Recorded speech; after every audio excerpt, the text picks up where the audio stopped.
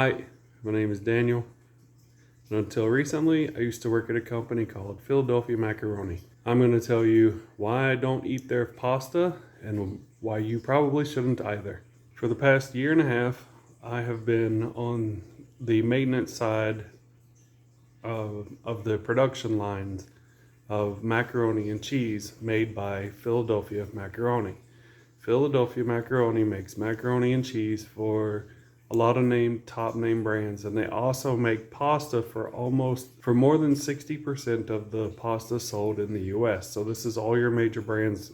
This includes brands such as Campbell's, Walmart, Annie's, and Whole Foods. All the ingredients are shipped and made in-house. So all the organic pasta, is made in the same building. A lot of the people that work at the company I worked at are from different countries, and this means they have different personal hygiene habits. A lot of them don't wear deodorant, and some of them have really disgusting bathroom habits. The point I need to make and stress is that some of these people that work there have this very disgusting bathroom habit where they use water bottles to rinse themselves off in the toilet. Now, I can't say if they use paper or not, I don't know. But I do know that they use their hands to splash water on themselves because you can hear it when you use the restroom with them. And in these bathrooms, there's 3 stalls in one and 2 stalls in the other. So you're literally right next to the person while they're using the bathroom. You can hear them splashing themselves, and you can watch them fill the water bottles up before they go into the restroom. And I have pictures of the bottles that I will show later on in the video. As for building sanitation, the bathroom stuff is the biggest problem. There's boogers and stuff all over the walls where they wipe stuff on it, and the bathrooms haven't been cleaned in forever. Now, they've recently started getting better at this, but I worked there for a year and a half, and for the whole first half, or the first year, it never got touched, ever. Now, as far as sanitation goes, their sanitation crew is on, I believe, an 8-hour shift on days. They only work days, but the company runs 24/7, so day and night. This means that there is no sanitation people there at night to do any sort of cleaning whatsoever. And they lock all the cleaning supplies and stuff up in a cage with a lock, so it can't be accessed on the night shift. This has led to several incidents where we have no toilet paper or no paper towels on the night shift to be able to tend to ourselves, making it a very gross situation, especially dealing with food. I've come into work and find blood on doors, machines, having to clean up after other people where they've bled everywhere. It's not a good situation. The quality of care or cleanliness is not 100%. A lot of the employees are users, so they use different types of drugs. In the parking lot, they will buy and sell and use their substances and then come inside and go back to work. Now, the company is supposed to have a no drug policy, but they don't really enforce it. Some of the managers and higher ups smoke, so they go outside all the time to smoke. And because of this, they have to know what's going on in their parking lot, and they choose to ignore it. This has led to people getting hurt. One manager on the night shift was hit by a forklift driver on a forklift and suffered a concussion, split his head open and suffered a concussion along with other injuries.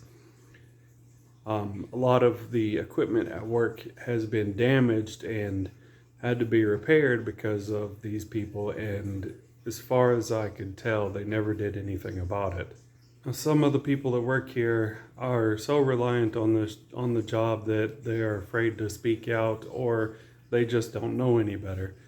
The VP of operations, Frank, does know better. I've heard him yelling at the employees, screaming at them at the top of his lungs, and cursing at them because they screwed up or something didn't go his way. And they don't do nothing about it. I'm assuming that they don't know or that they're just too afraid to say anything. Now, as far as money goes, a lot of us are doing 2 and 3 jobs, different jobs, and are only getting paid for one. I was hired as a setup operator. What this meant was I would maintain the machines. And it was told to me when I was hired that my job was to maintain the machines and then make sure they run properly throughout the night. And then when the machine needed to be changed or work needed to be done, that's when I went to work. I was there as a standby until something happened or I was needed. Then the position was changed to a relief operator. Now, as a relief operator, I was given more responsibilities. So now, on top of my maintenance duties that I had to do to keep the machine running, I also had to go around giving people breaks and learning how to do the paperwork for or the lead on the line.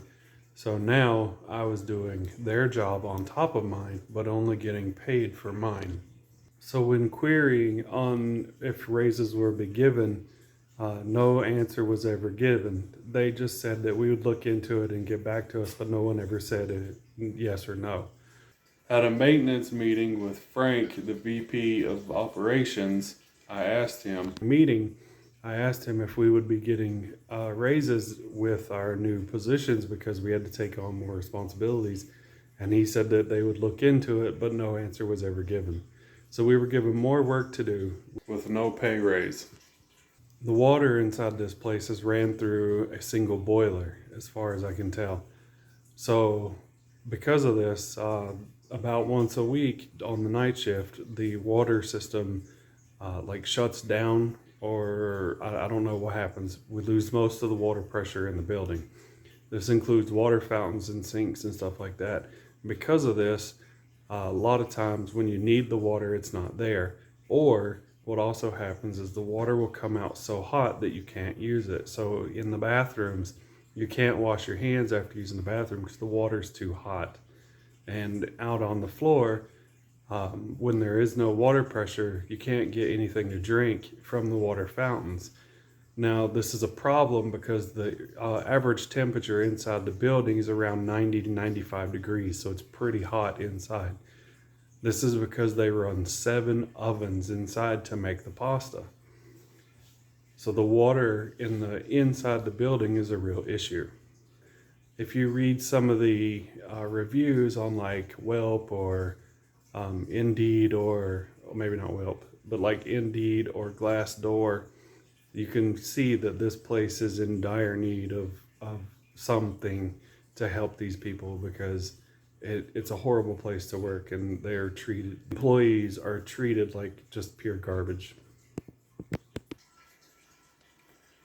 In this picture, the red dot you see on the metal is a blood stain from somebody touching it. And in these pictures, this is the cheese mixed in with some dirt because somebody swept it up off the floor and just put it up on the counter. And in a lot of these other pictures, you can see the random bottles and milk jugs that they leave laying around to fill up with water.